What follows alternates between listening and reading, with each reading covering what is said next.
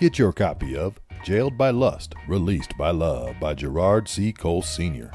When a summer fling evolves into something more, three teenagers are faced with a choice: do the right thing or lose themselves in the heat of the moment. When Damien meets Sheila, sparks fly as a hormone-fueled first encounter turns into a whirlwind summer romance. And, true to their carefree nature, the teenagers get all hot and heavy when they finally get some time alone. All is well after that, until Sheila starts showing signs that she might be pregnant.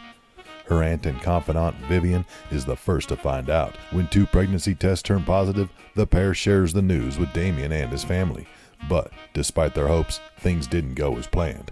If you're looking for a captivating coming-of-age novel filled with powerful inspirational messages of love, faith, hope, healing, and renewal with a heart-pumping twist, then get ready to meet your new favorite book with Jailed by Lust, Released by Love by Gerard C. Cole Sr.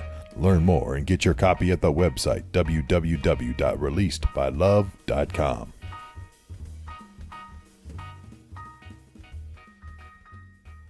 Jailed by Lust, Released by Love.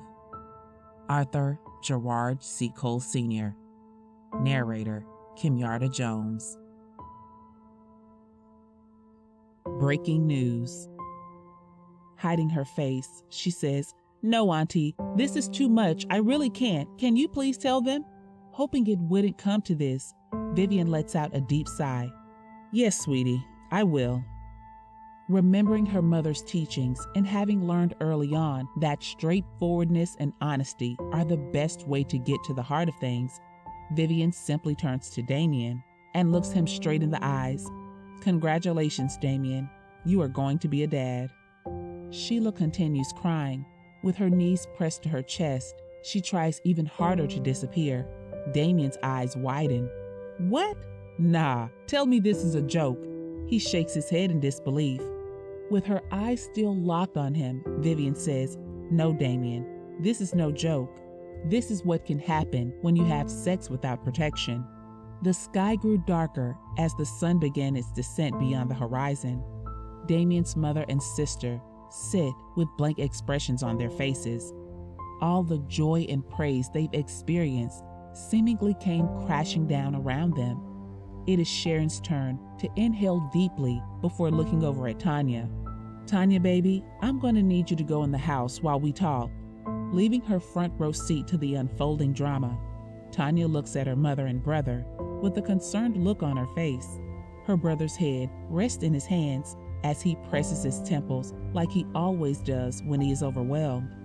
"Okay, Mom," Tanya says, and goes inside the house where she continues to post online about her achievement. In a harsh, lowered voice, Sharon leans toward Damien. "Is this true, Damien? Have you and Sheila been having sex?" In a dejected voice, Damien, who is beginning to tear up, reluctantly responds, "Yes, Mom." Furious, but calm with one eyebrow raised as she looks back and forth between the both of them, Sharon says, "And you both mean to tell me that you've been having sex without a condom?" In the same heavy voice, Damien replies, "Yes, Mom." Sharon throws her arms in the air. "How could you do that, Damien?" Unsure of what to say, Damien mutters the only thing that comes to mind. "It was only once, Mom." Sharon looks at him. The same tiredness and stress that has weighed on her since her husband passed returns to her face. "Damien, all it takes is one time." Sharon, worried about her only son's future and also the future of her unborn grandchild, shakes her head. She glances at Sheila, who is curled up, sniffling. Despite her concern and anger, Sharon can't help but feel a sense of motherly concern for her. After several moments of silence, broken up by the occasional sniffles and sighs, Sharon says, "I can't believe that you would do something so dangerous, especially after the conversation you had with your father, let alone the conversation that I had with you less than a week ago." She yells, but catches herself before she goes too far. Knowing that despite their carelessness, it won't help to push either of them away, Sharon regains her composure. "Son, please tell me why you would risk your health and future like that. It really doesn't make any sense to me." Before he can answer, she turns to Sheila. who has barely been able to face Damien's mom since she arrived with her aunt. Despite her disappointment and anger at the two of them, Vivian felt it necessary to connect with Sheila woman to woman. I personally think that you and Damien are too young to be having sex. But if you are going to have sex, baby, why would you allow a young man to have sex with you without a condom? Will somebody make some sense out of this for me? Sharon says. While Sharon begs for clarity, she knows that her desperate pleas to better understand what she is hearing were futile. She can't help but feel that despite it being out of everyone's control, she wishes that her husband was still alive. She can't help but think this would have never happened if he were still in the picture. Sharon shakes her head in an attempt to hold back tears. Sheila looks at Damien's mom with red puffy eyes. Her cheeks look raw from the constant wiping of tears. Yes, ma'am. I know that we should have used a condom, but we were just in the heat of the moment, she whimpers. Sharon erupts, nearly jumping out of her seat. The heat of the moment? She shouts.